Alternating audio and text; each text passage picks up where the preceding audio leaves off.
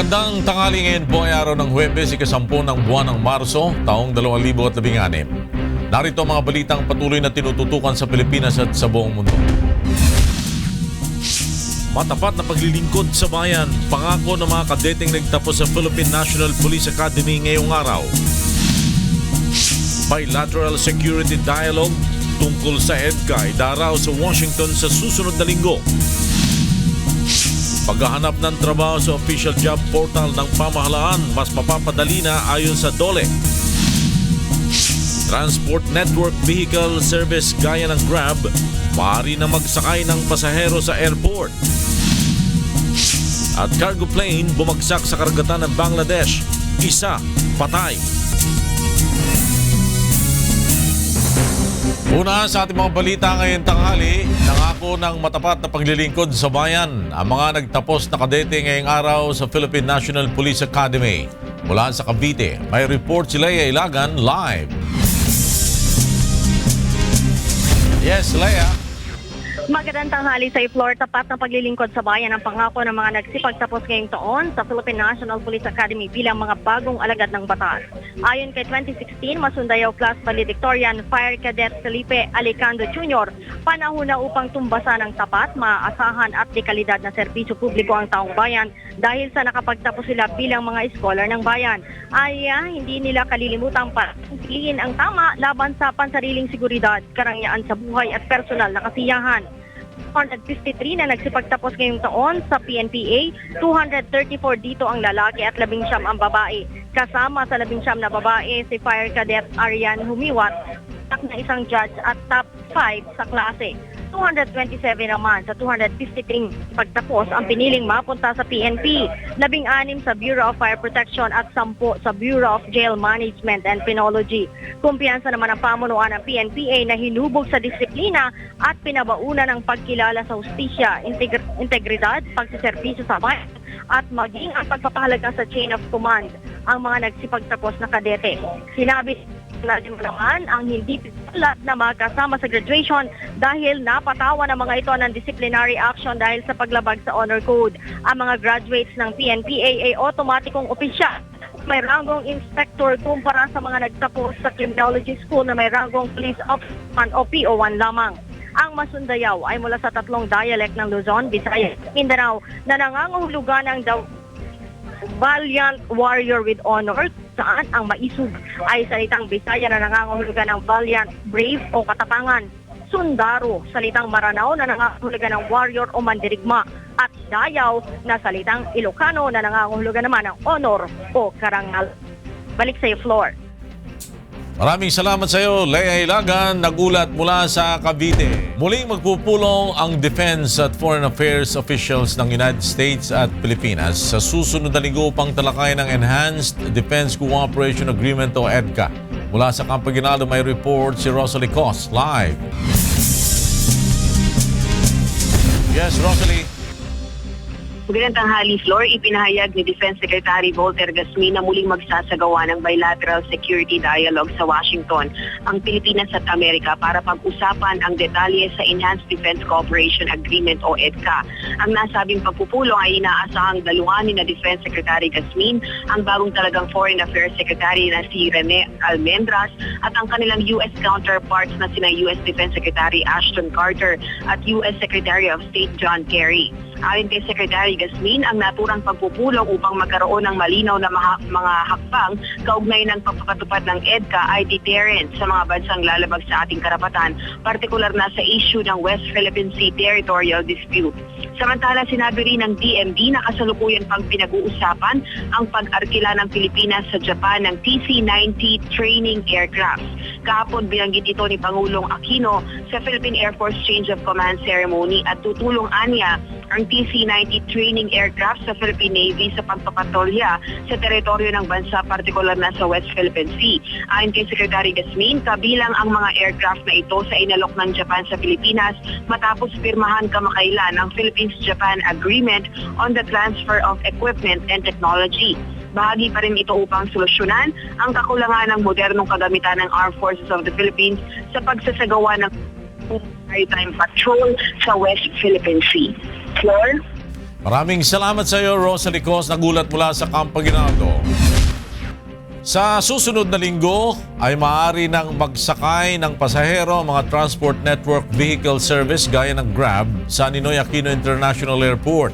Mula sa Pasay City, may report si Mon Hocson, live. Yes, Mon? Floor, sa March 14, araw ng Lunes, maaari kang makapag-book sa Grab car ang mga pasahero sa Ninoy Aquino International Airport. Ito'y matapos aprubahan ng Manila International Airport Authority o MIA ang pakiusap ng Grab car na makapagsakay at makapagbaba ng pasahero sa NAIA Complex. Maglalagay ng mga booth ang Grab sa ilang lugar sa NAIA. Mayroon din mga booking agents na assist sa mga pasahero na gustong mag-book sa Grab car. Kahit walang smartphone o internet ang pasahero ay makakapag-book siya sa tulong ng mga booking agents. Maaari pa rin naman makapag-book ang sino man basta meron sila naka-install na Grab app sa kanilang smartphone. Hindi naman pahintulutan ng MIA na magkaroon ng pila ang mga Grab cars sa NAIA. Maaari lamang sila mag-pick up at magsakay ng pasahero. Plano ng MIA na buksan ang VIP parking lot sa Terminal 3 upang magamit ng mga Grab car. Mananatiling 30 pesos ang basic fare sa Grab car habang 12 pesos naman ang bayad kada kilometer. Mayroong 1,500 na accredited taxi sa NAIA, subalit aminado ang pamunuan ng MIA na kulang ang public transport sa NAIA kung kaya't pinayagan nilang Grab na makapag-operate sa airport. Subalit ayon sa MIA, may tuturi na experimental stage dito kung saan pag-aaralan ng magiging epekto nito sa traffic at sa mga pasahero. Madalas na inireklamo ng mga pasahero mula sa NAIA ang mga abusadong taxi driver. Kung magkakaroon ng reklamo sa mga Grab car, maaari nila itong isumbong sa MIA, LTFRB o di kay mismo sa Grab. Floor? Mon Hocson, nagulat mula sa Pasay City. Inilunsad ngayong araw ang Improved Job Portal ng pamahalaan na PhilJobNet na naglalayong mas mapadali ang paghahanap ng trabaho ng mga job seeker. Mula sa Quezon City, may report si Darlene Basingan, live. Darlene? Yes, Floor, tinitiyak ng pamunaan ng Department of Labor and Employment na mas magiging madali at mabilis na ang pamamaraan ng paghahanap ng trabaho sa mas pina-enhance pang PhilJobNet, ang official job portal ng pamahalaan.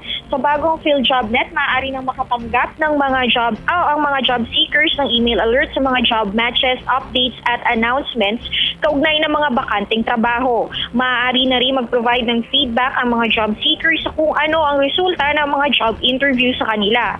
Maaari rin silang mag-search o maaari mag-search ang mga job seekers sa PhilJobNet kahit wala silang internet. Ang mga employers naman ay maaari na rin makita ang profile ng mga aplikanteng nais mag-apply sa kanila at i-synchronize ang calendar sila sa mga naghahanap ng trabaho. Maaari rin mag-avail ang mga employers ng premium services ng PhilJobNet tulad ng pag-research ng emails ng mga naghahanap ng trabaho.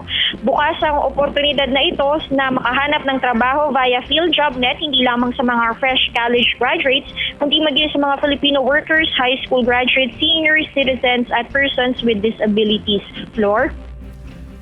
Maraming salamat sa iyo, Darlene Basingan, nagulat mula sa Quezon City.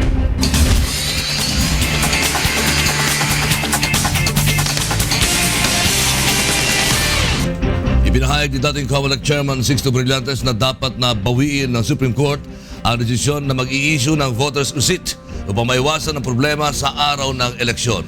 Mula sa Maynila, may report si Victor Cosare, live. Victor. Lakay kong si dating COMELEC Chairman Sixto Brillantes. Here ang tatanungin, walang probisyon sa batas na nag-uutos sa Commission on Elections na mag-issue ng resibo sa mga botante.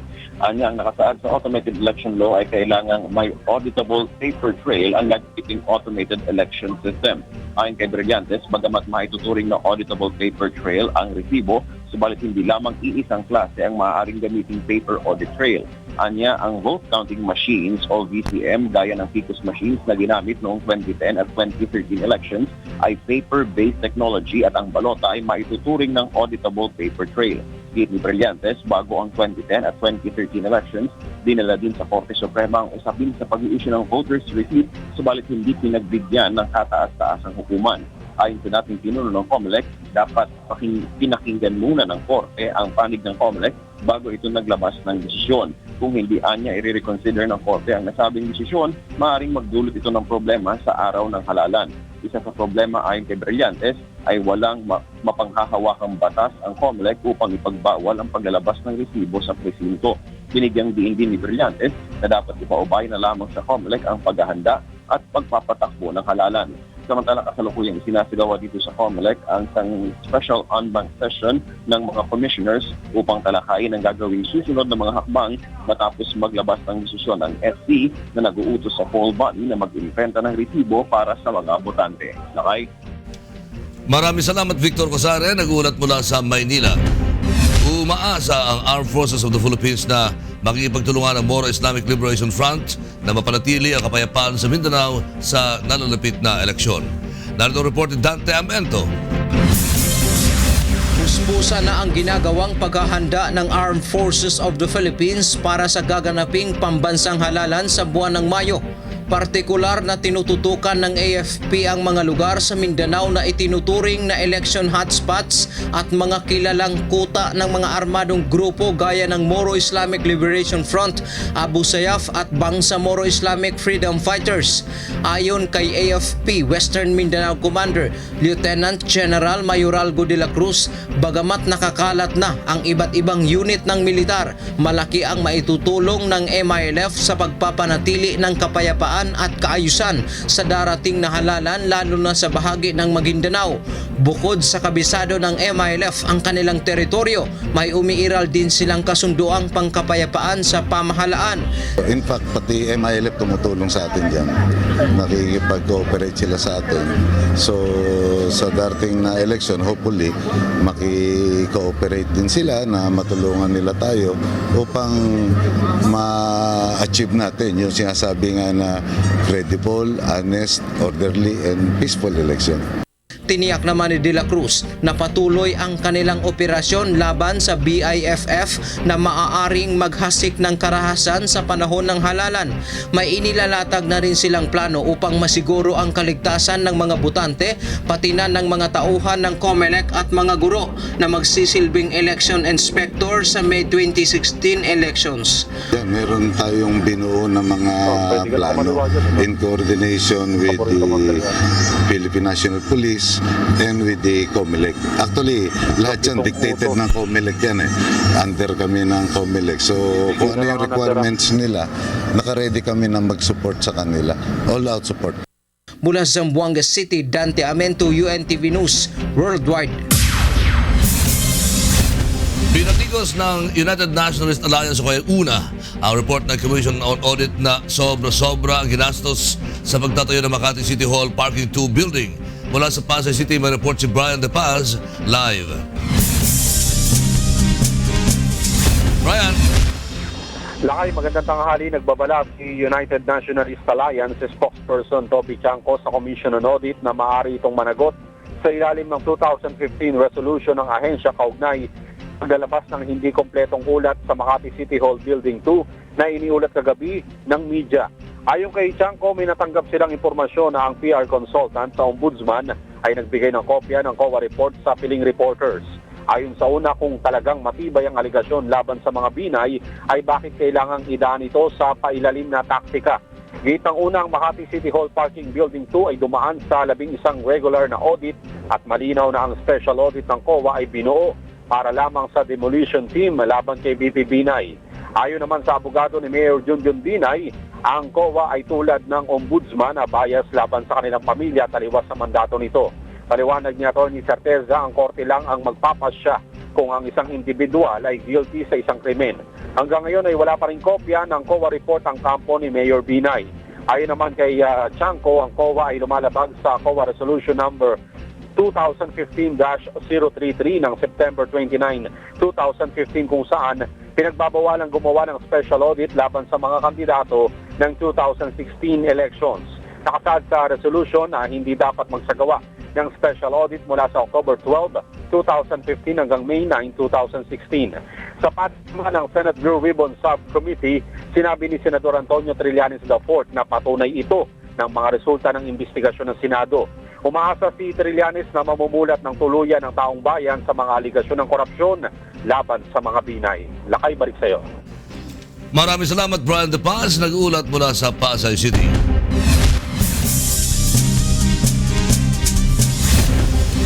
Pinag-iingat ang publiko sa mga karamdaman na maaaring makuha ngayong nagsimula ng uminit ang panahon. Naritong report ni Sherwin Kulubong.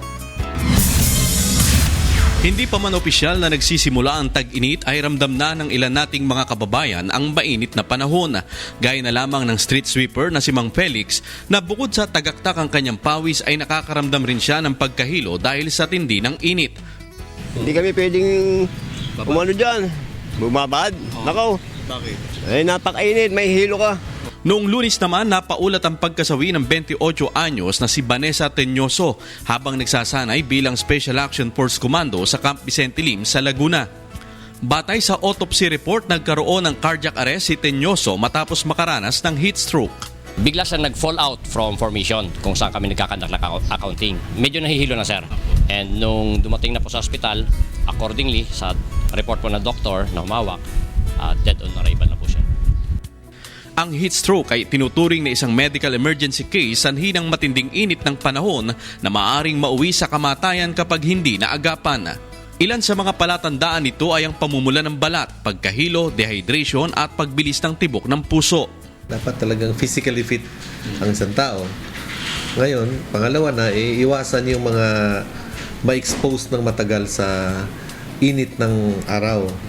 Sinasabi nga natin, around 10 o'clock until 2 p.m. or 3 p.m. yun ang kainitan talaga ng katindihan ng init ng araw. Payo ng mga eksperto sa ating mga kababayan na hindi makaiwas na mabilad sa ilalim ng sikat ng araw dahil sa kanilang mga paghahanap buhay. Magbaon umano sila ng maraming tubig upang sila'y makaiwas sa heat stroke. Dapat ring magsuot ng komportabling damit at gumamit ng sombrero o payong sa tuwing lalabas ng bahay. Kung nakakaramdam na ng heat exhaustion, agad sumilong at uminom ng tubig. Lagyan rin ng ice pack o pahiran ng malamig na tubig ang ilang bahagi ng katawan upang mapababa ang temperatura. Bukod sa heat stroke, nauuso rin tuwing mainit ang panahon ng sore eyes, sipon at ubo, diarrhea at mga sakit sa balat. Mula rito sa Laguna, Sherwin Kulubong, UNTV News Worldwide. Yan po ang ating health news ngayong tanghali. Magbabalik ako muling mamaya para sa iba pang balita. Balik sa inyo, Flor at Lakay. Magbabalik ang UNTV News.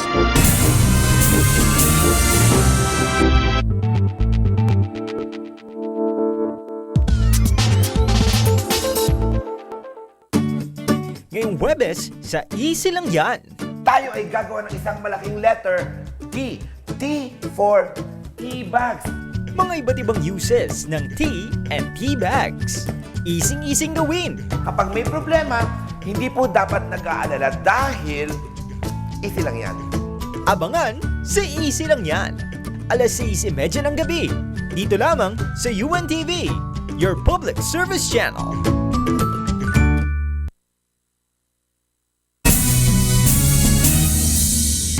Sa pagpapatuloy ng UNTV News, alamin natin ang latest sa lagay ng panahon mula kay Ray Pelayo na nasa Pag-asa Weather Forecasting Center. Ray? Magandang tanghali po sa ating mga kasambahay. Sa ngayon po, umiiral pa rin itong easterly, so yung hangin ng gagaling po sa may silangan, nakaka-apekto po sa eastern section ng Pilipinas. Sa forecast po ng Pag-asa, ang buong bansa po ay makakaranas ng bahagyang maulap hanggang sa maulap na papahurin. Pero may mga tsansa po na magkakaroon ng isolated thunderstorms o papulupulong pagulan, pagkidlat at pagkulog. Partikular sa mga area po ng Batanes, Cagayan, Isabela, Quirino, Nueva Vizcaya, Ilocos Norte, Ilocos Sur, La Union, Pangasinan, Abra, Benguet, Apayao, Kalinga, Ifugao, Mountain Province at yung lalawigan din po ng Aurora. Samantalang sa mas malaking bahagi naman po ng ating bansa kasama ng Metro Manila ay fair weather po tayo ngayong araw. Wala naman pong nakikita na panibagong weather system gaya ng LPA o bagyo na makakaapekto sa ating bansa. Kahapon po, ang pinakamataas pong temperatura ay natala po dyan sa may area ng San Jose Occidental, Mindoro. Umalo po ng 35.7 degrees Celsius. Sa Jensan po, 35.6. Sa Katbalogan, 34.6. Cabanatuan, 34.5. Sa may Ambulong sa Batangas ay 34.4 degrees Celsius. At sa may Science Garden sa Quezon City ay 34.2 degrees Celsius ngayong araw. Nasa 34 to 35 degrees Celsius ang maaari pong maximum temperature na maitala din po dito sa may Science Garden sa Quezon City. Yan ang ating ulat panahon. Balik sa inyo dyan, studio. Maraming salamat sa iyo, Ray Pelayo. Nagulat mula sa Pag-asa Weather Forecasting Center. Tatlo na aresto na kinabibilangan ng dalawang Chinese national sa isinagawang bypass na operation ng mga otoridad sa Makati City. Narito ang report ni Benedict Galasan. Makalipas ang isang buwang surveillance ng Regional Anti-Illegal Drugs Special Operation Task Group, naaresto na ang dalawang Chinese national kasama ang isang Filipina na itinuturing na high-value target at drug personality sa Metro Manila. Kinilala ang mga sospek na sina Henry Lam, Hekay Bay at kanyang live-in partner na si Analisa Villegas. Ayon kay National Capital Region Police Office Director General Joel Pagdilaw, pumayag ang mga sospek na ibenta ang kada kilo ng shabu sa halagang 2 milyong piso.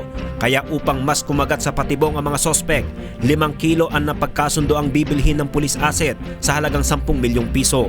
Subalit pagdating sa parking area ng isang fast food chain sa Magallanes sa Makati, dito na inaresto ang mga sospek. Na-recover sa mga sospek ang 5 kilo ng shabu na nakalagay sa isang pakete na may Chinese markings. For this year, bago itong packaging na nakita natin, and last year, iba rin yung mga ibang packaging. Katulad nung last year, kung maalala nyo, kulay green yung nakukuha natin na nakatago, nakasil sa parang tsaa. Ito naman ganito rin, kulay pula naman. Inaalam ngayon ng mga otoridad kung posibleng may grupong kinabibilangan ng mga sospek dahil buong Metro Manila ang lawak ng kanilang operasyon sa droga. Ito na ang ikatlo na malaking bulto ng ilegal na droga ang nasabat ng mga otoridad ngayong taon sa Southern Police District. Benedict Galazan, UN7 News Worldwide. Dead on the spot ang isang lalaki matapos mabangga ang minamaneho nitong motorsiklo ng isang SUV sa Quezon City kagabi. Narito ang report ni Reynante Ponte.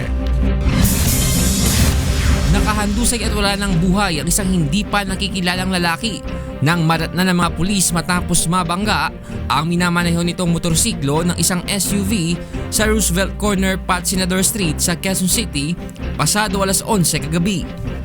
Ayon sa ilang nakakita sa pangyayari, matulin ang takbo ng motorsiklo at patay pa umano ang headlight nito. Pagkabati ng Innova galing dyan, nasa gitna na, sabay takbo ng matulin naman itong motor. Wala po kasing ilaw yung yung motor.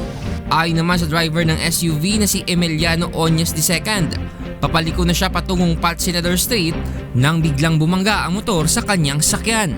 May truck na nakaharap, din sumenyas ako sa truck, huminto yung truck. Pagliko ko, umovertake siya. Pag overtake, wala siyang headlight. Kung dumiretso siya, hindi niya ako inabot. Kaso sa halip dumiretso siya, kumanan pa siya. Sa lakas ng impact, wasak ang motorsiklo at tumalsik ang biktima sa kalsada. At dahil walang helmet, ay tumama ang ulo nito sa semento na hinihinala naging dahilan ng pagkasawi nito. Basag naman ang windshield at UP ang kanang bahagi ng SUV. Patuloy namang inaalam ng mga otoridad ang pagkakakilanlan ng biktima dahil walang anumang identification cards na nakuha dito. Dinala na ang bangkay sa punerarya habang iniimbestigahan naman ang driver ng SUV sa Quezon City Traffic Sector 1. Reynante Ponte, UNTV News, Worldwide.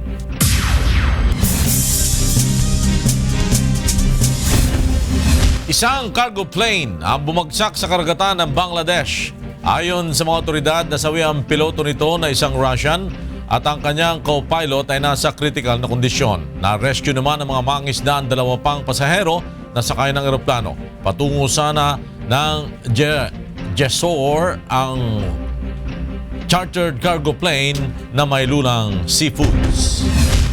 At balita pa rin sa labas ng bansa, binaha naman ang ilang lugar sa United Arab Emirates dahil sa nararanasang hindi pangkaraniwang malakas na pag-ulan. Nalubog sa baha ang maraming sasakyan na naging sanhi sa mabigat na daloy ng trapiko sa ilang lugar. At sa lakas ng hangin, ilang street sign ang inilipad at ilang puno rin ang nabuwal. Ilang flight rin ang sinuspinde at kinailangan din na isarapan ng dalian ang Abu Dhabi International Airport. At ayon sa weather forecast ng National Center, ang umiiral na low pressure sa isilangan ng Arabian Peninsula ang dahilan ng masamang panahon.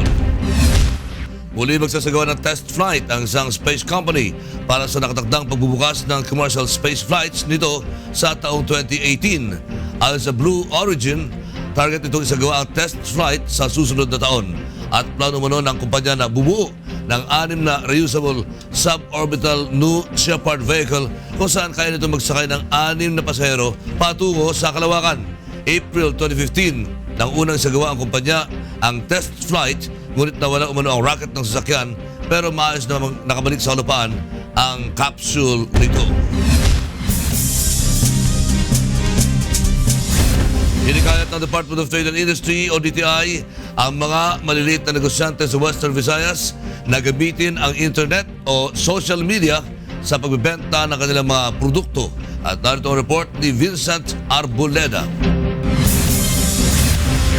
Isinusulong ngayon ng Department of Trade and Industry ang konsepto ng online negosyo o paggamit ng internet upang mapalakas ang kita ng micro, small and medium enterprises sa Western Visayas. Ayon sa DTI, malaki ang posibilidad na lumawak ang isang negosyo kung gagamitan ng makabagong teknolohiya lalo't nauuso na ngayon ang online shopping. Handa naman ang local producers na subukan at pag-aralan ang mga pasikot-sikot ng e-commerce upang mapalago ang kanilang mga negosyo. Yeah, sure.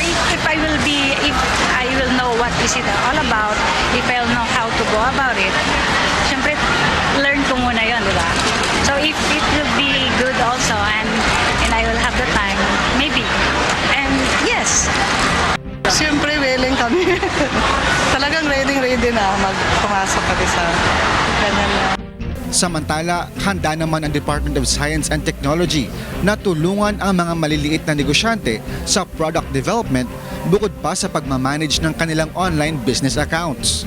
Ang e-commerce ay isa sa mga paraang maaaring gamitin ng MSMEs sa pagpapalago ng negosyo, lalo't aabot na sa mahigit na 225 milyon ang aktibong gumagamit ng internet sa Southeast Asia, batay sa ulat ng social media agency na We Are Social at Interactive Advertising Bureau Singapore. Maaari ding gamitin ang internet upang maipakilala sa buong mundo ang mga produkto ng Pilipinas na malaking tulong upang mapaangat ang kabuhayan ng local producers. Mula rito sa Iloilo, Vincent Arboleda, UNTV News Worldwide. At isinisisi ng Metro Iloilo Water District sa mga sirang tubo at illegal connections ang nararanasang kakulangan ng supply ng tubig sa Iloilo. Narito ang report ni Lalaine Moreno. Problema ngayon sa lalawigan ng Iloilo ang kakulangan sa supply ng tubig. Sa ulat ng Metro Iloilo Water District, 800,000 cubic meter lamang sa 1.2 million cubic meter na buwan ng produksyon ang nagagamit ng mga consumer, habang nasa 40% naman ang itinuturing na non-revenue o nasasayang na tubig. Bukod sa lumalalang epekto ng El Nino phenomenon, kabilang rin sa mga nakikitang dahilan nito ay ang mga sira o may tagas na mga tubo ng tubig, depektibong water meters at iligal na koneksyon. Kailangan na-repair namin kaagad. Yun lang ang pinaka-immediate na ginagawa namin. Kasi kung hindi yan ma-repair immediately, of course, yung water, nawi-waste na naman siya. So magiging part of the non-revenue na naman siya. Nasa 35,000 cubic meters ang normal water consumption kada araw sa mga sineserbisyuhan ng water district. Ngunit mahigit 26,000 cubic meter lamang ang naisusupply sa ngayon. Bagamat hindi naiiwasan na may naaaksayang tubig, dapat ay nasa 25% lamang ito ng kabuuang water production upang masiguro ang sapat na supply sa bawat household. Sa ngayon nga, mas mataas pa tayo sa standard. So, that's why we will try our best na sana ma-reduce yun siya because that means money.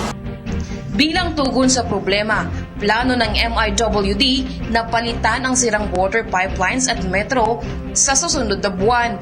Hinihikayat rin nila ang publiko na agad i-report sa kanilang tanggapan ang mga insidente ng sirang tubo o tumagas na tubig upang maaksyonan. Sakop ng serbisyo ng MIWD ang probinsya ng Iloilo at mga bayan ng Liganes, Maasin, Cabanatuan, Santa Barbara, Pavia, San Miguel at Uton. Mula dito sa Iloilo, Lalaine Moreno, UNTV News Worldwide.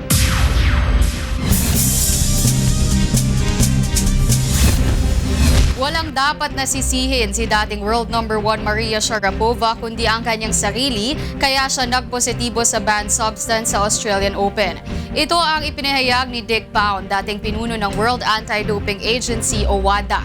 Ginulat ng Russian tennis star ang mundo ng palakasan nitong Lunes nang ipahayag niyang bumagsak siya sa drug test dahil sa iniinom niyang meldonium. Available ang meldonium sa Eastern Europe na ginagamit ng mga tao may heart conditions, ngunit napatunayang nakakapagbigay ng aerobic endurance. Ayon kay Sharapova, highest earning sportswoman na kumita ng $29.7 million ng nakaraang taon ayon sa Forbes magazine na ang meldonium ay naisama lamang ng WADA sa listahan ng ipinagbabawal na substance noong Enero 1 lamang. Ayon kay Sharapova, may 10 taon na niyang iniinom ang meldonium para sa kanyang health problems. Sa ngayon ay provisionally suspended habang pinag-aaralan pa ng International Tennis Federation kung anong parusa ang ipapataw sa kanya. At yan po ang ating sports news ngayong tanghali. Ako po si Wyla Soriano, balik sa inyo floor at lakay. Salamat, Wyla. At yan ang kabuuan ng ating balitaan sa ngalan ni Kuya Daniel Rason at ng UNTV News and Public Affairs. Ako po si Flor Perez. Ako naman si Rolly Lakay Gonzalo. May pangyayari bawat minuto at may balita bawat segundo. UNTV News, magandang tanghali sa inyong lahat. Magkita-kita tayong muli bukas sa ganito ring oras.